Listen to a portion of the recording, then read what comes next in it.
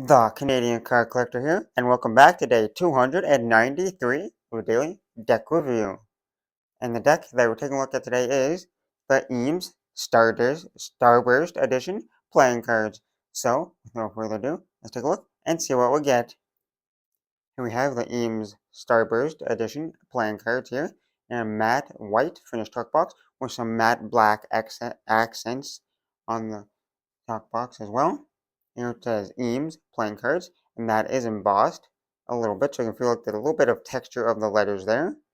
And then you got some mostly like a matte white background, whereas the matte black accents on the top was like the matte black like rectangles and squares, and then you got some a little bit of lines and some X's here and stuff. Then it says practical, durable, made in the USA. On one side you got the little Eames office, little logo there. You got playing cards, 4 games, cardistry, and magic. The other side says Starburst, edition number 1, so this is the first edition of the Starbursts, of the Eames little collection that they have out there. On the bottom, you got the Art of Play logo, some corporate information here and down here. It says 2022 Eames Office. These are from 2022, distributed by Art of Play. And you got the little Eames little corporate information down there. On the back, a little sneak peek of that back design, and it also is embossed on the back. So the little Starburst little logo there is embossed. For the seal, you got a cardboard brown colored stamp style seal there with a little Starburst logo there and the little black square that says Eames Office. On the top, it says Eames there in that little cursive lettering. That's designed by Art of Play. On the tuck flap, it says, "Take your pleasure seriously." On the inner tuck flap, just got the white and black matte colorway. If we take the cards out of the box, on the inside of the tuck box, it is just plain white. Nothing too crazy or fancy going on inside there. Now that we took a look at the tuck box, time to take a look at the cards. And first we'll start with that back design. And we have a pretty simplistic back design here. We got that Starburst design there in the middle to make that little circle design. And it's a all black back design with the white standard border. And it is a mirrored back design. So if we were to flip it over, same design in both directions. Simple but elegant at the same time. Now for the cards you get with the deck, we'll start with the first Joker. And it's just pretty much a all white card face with the Eames Office logo there. And you got a second identical Joker, so 2 Jokers that say Eames Office logo there. And then for another card here, you got a little extra card here. And it says Eames playing cards designed by Art of Play in close collaboration with the Eames Office, a tribute to the timeless sensibilities of Charles and Ray Eames. And then there's a little bit more if you want to read that. You can pause and read it. And on the back, it says all is play, artofplay.com. So a little Art of Play ad card here. And then on the other side, it says that little paragraph there. And then if I didn't just slide out of my hand or drop it, let me just quickly pick that up. Okay. Now that I have that back, here we have a little wild card. So if you lose a card in the deck, you can place this as that extra card. And now we'll move on to the Ace of Spades here. And the Ace of Spades is just a line. Nothing too crazy going on. You got the line, and then you got 2 little squares on either side. And then you got the ever so slightly custom spade pips there. And those little squares do something. So if you look at the edge of the deck, there is a little design there on the edge. There's a little design there for when you fan the cards. But then when you get to the 2 there, there's no actual spade pips in the middle. There's a little design. So you start with one little line, and then the line gets bigger and bigger as you go up the number, like the suit number. You get that bigger square and the bigger square up to the 10, and you get to the court cards, the Jack, Queen, and King of spades here, and they're fully custom court cards. So the Jack is a triangle, the Queen is a square, and the King is a circle. And they all have that kind of like a little somewhat little line on it. So as it, I can show you properly, but if you look at all the cards here, it kind of like gets bigger, like the line gets bigger and bigger. So you can kind of see the line on the edge there. And it's also on the other side as well. And the same, and all the cards kind of repeat after this. So you got the diamonds here, pretty like standard looking diamonds there. And then you got the same as the spades, just in the red colorway.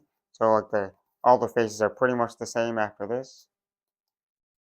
So it's that square that gets bigger and bigger as you go up. And then you got the Jack, Queen, and King, which is the triangle, square, and circle. And the exact same thing for the clubs, pretty standard looking clubs. And then you got the circle, square, and a triangle for the Jack, Queen, and King. Then you got those squares that just get a bit smaller and smaller, or bigger. Well, in this case, it gets smaller just because the cards are in reverse order. And then the Jack, Queen, and King of Hearts are the same thing, the triangle, square, and a circle, just in the red colorway. And you got those squares that get smaller or bigger depending on which order they're in. Well, now that we took a look at the cards and the test, the handling. And first we'll start with the springs.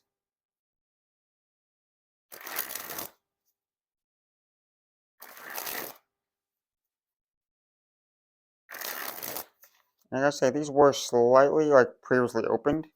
They might have been like shuffled like once. I looked at them and shuffled them like once or twice maybe. But they haven't really been used. So,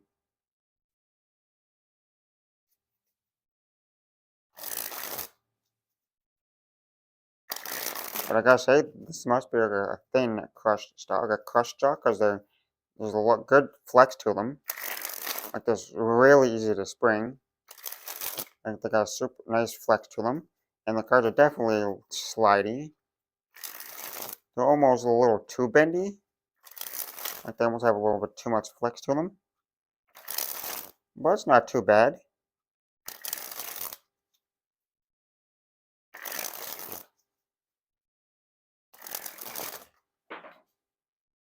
Well, that happened. So we're right back. Okay, we're now back after we discovered that the cards are really slippery when doing the springs. So overall, the springs are nice and springy. They got a nice flex to them. A little almost too flexible, but they're nice and easy to flex nonetheless. Pretty smooth. So we'll move right on to the fans.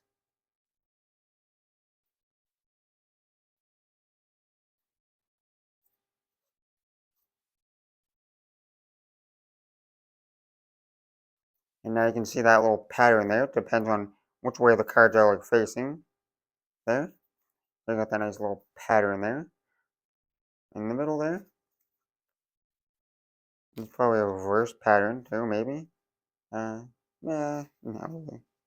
Well, kind of, I guess. It would be upside down because the tops are there, and then it is slightly switched.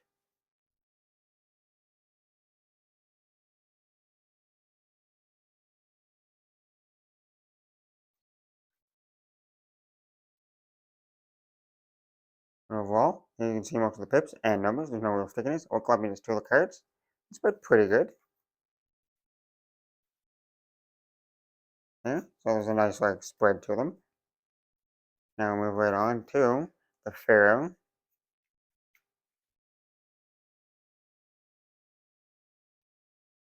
Pretty smooth Pharaoh there. They interlock away pretty nicely there. Now for a giant fan of that back design.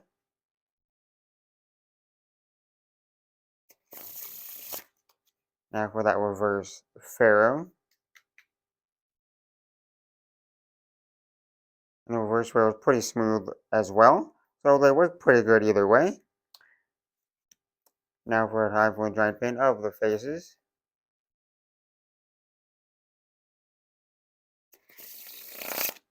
Now time for the riffle shuffle or bridge shuffle.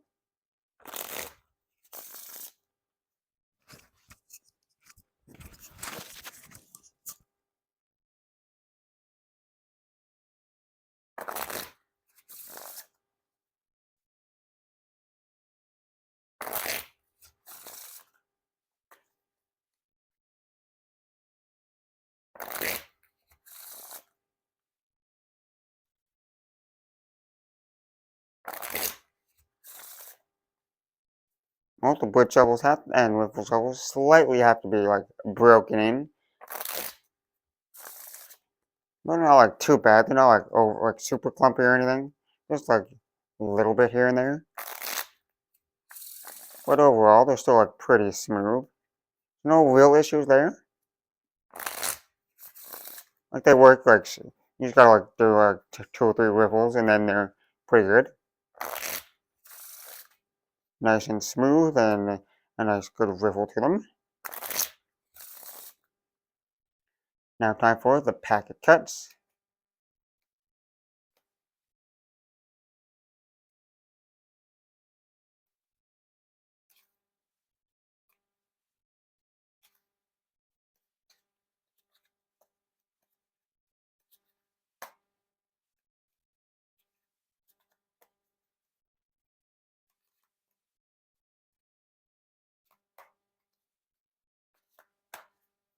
Well, surprisingly, the packet cuts weren't that like slippery and slidey.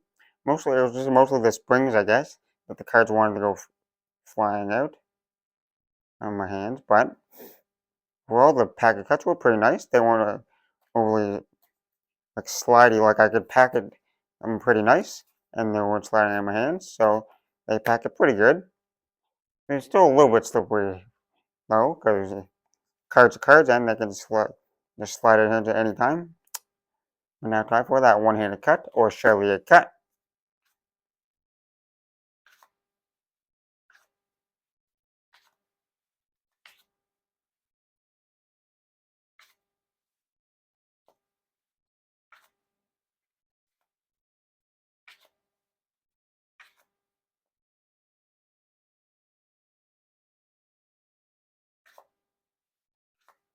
Now time for the dribble.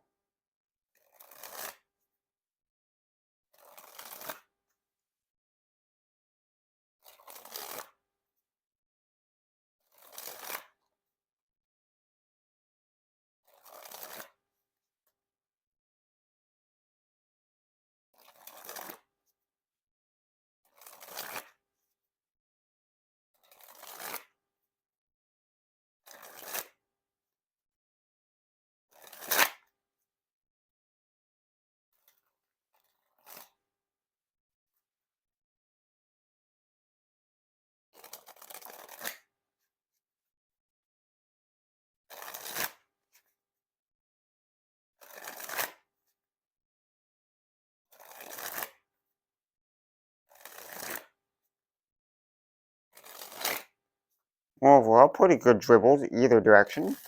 Like they're nice and like grippy either way, whether they're face up or back design up. They're pretty grippy either way. So pretty satisfying dribbles either way. Now time for that spread fan.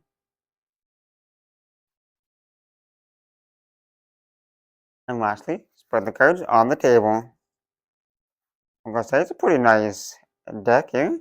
Got that nice simplistic back design, which I really like. That nice little simple design, little circle design there. In the middle, the little starburst design with the all black back design. Like a little background there. Pretty nice. And then for those faces, they're pretty kind of like standard, like the pips, I guess, are standard. Kind of, because there's only like the pips in the corners. Like the corners have the pips.